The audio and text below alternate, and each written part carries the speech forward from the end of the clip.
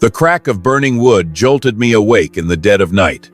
I stood in my room, sweat dripping down my face, as flames roared outside the windows. My house was being devoured by fire. The walls shook, glass shattered from the heat. The door burst open. Eleanor stormed in, her voice breaking. "Reynolds, get up! Your house is burning. We've got to run before it all collapses." I bolted for the exit, smoke choking my lungs. Here's how it all started. The roar of bulldozers ripped through my sleep. I shot up, heart pounding in my throat. Outside, yellow machines tore into my garden. My island, the paradise I'd spent 20 years saving for.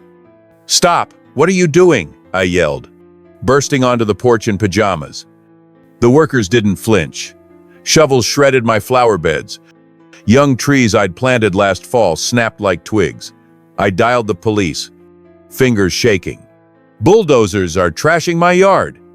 "It's the Pinehurst Point HOA. They've got permits." The officer snapped back. "Permits? My island's private property." I threw on jeans and stormed to a black SUV. A woman in a bright floral blouse scribbled on a clipboard. "What's going on here?" I barked. "Mr. Reynolds, I presume?" She glanced up, lips twitching. "I'm Karen, HOA president. We're installing 172 solar panels on your shore. For the community." "This is my island. You can't." "We can."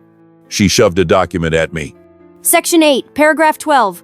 We have access rights. My stomach dropped. I'd signed that stack of papers at closing, but my lawyer swore it was standard. As I argued, a bulldozer smashed my gazebo-me morning coffee spot. Glass crunched under its tracks. My fists clenched tight. "Show me the covenant," I demanded. "Stop by the office. Work continues." Her smile turned icy. That night I watched floodlights carve up the darkness. My peace was gone. Eleanor docked her boat at my shore. "This isn't right," she said, gripping the rail. "Karen wanted your island, but the old owner refused her. Now she's getting even." A chill ran down my spine. This wasn't about green energy. It was war. Morning came, and my lawyer Simon called, voice shaky, barely audible over the static. "There's a forged clause in the covenant, slipped in recently."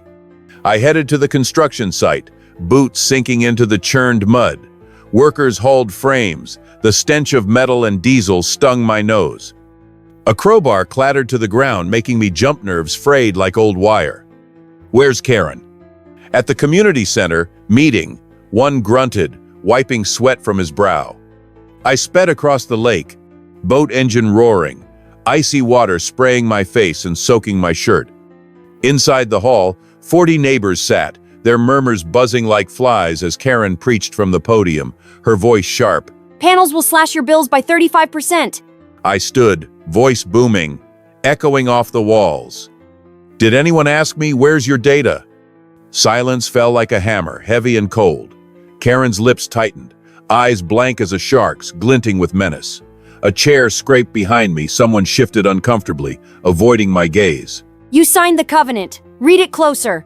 Security shoved me out for disrupting protocol, their grips bruising my arms, boots scuffing the floor. Outside, Eleanor whispered, her breath hot against my ear, her words urgent. "Her brother owns the panel company. They're raking it in millions, and they'll bury anyone who digs too deep." That night, I dug up my grandpa's botany journal, pages yellowed and brittle. Hybrid poplars and empress trees up to 13 feet a year. A plan ignited, trees to fight their panels. But a shadow flickered by the water, silent and swift. Someone was watching. Eleanor gave me 200 seedlings, their roots tangled in burlap sacks.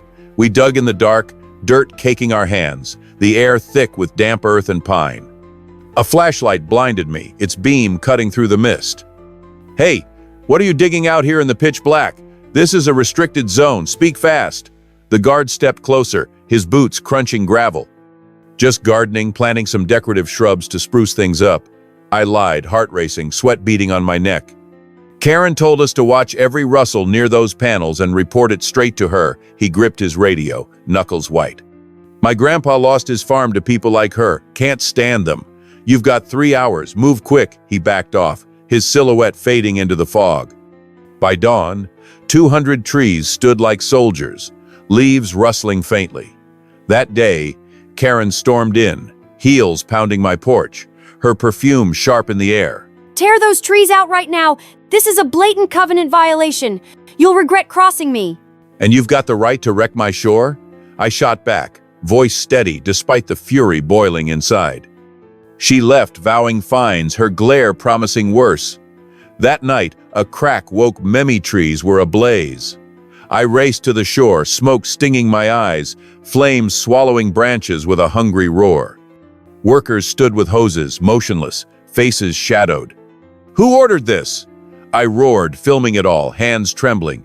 She did, one muttered, head down, barely audible over the fire's crackle.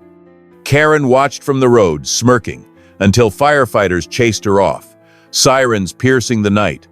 At dawn, lightning struck the panel's control box, melted, glass cracked, the air reeked of burnt plastic. The next day, a note slid under my door. Meet at the old pier, got proof.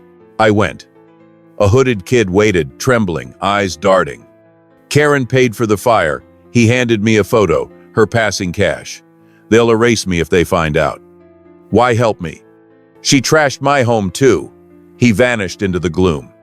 I broke into Karen's office at night, the lock snapping under my crowbar, her desk drowned in papers, bills, signatures, millions tied to the panels. The forged claws burned red on a crumpled sheet. The door slammed. Karen loomed in the frame, eyes blazing, her shadow stretching across the floor. Did you think I wouldn't catch you snooping through my files, you reckless fool? She snarled. You're done. I flung the papers at her, pages slicing the air. She lunged for the desk, clawing at the documents with frantic hands. I charged. We collided. Papers flew like shrapnel. A chair crashed with a splintering thud. She shoved me toward the wall, her nails grazing my arm, but I dodged, snagging the folder with her signature. Sirens wailed, cops closed in fast. Karen bolted for the window, tripped over the chair, and sprawled across the hardwood. Police stormed in, cuffing her as she thrashed. The fire photos and financials hit the prosecutor's desk. Emergency meeting, Karen screamed. Reynolds sabotaged the panels. Fine him. I flashed the fire pics and her signature. The crowd gasped. Margaret walked in with the DA. She stole millions through her brother. Karen dashed for the exit, but they nabbed her. You'll all pay! She shrieked. The panels were scrapped. My trees regrew. Karen got convicted for arson and fraud. I stood by the lake with Eleanor. Trees win. She said.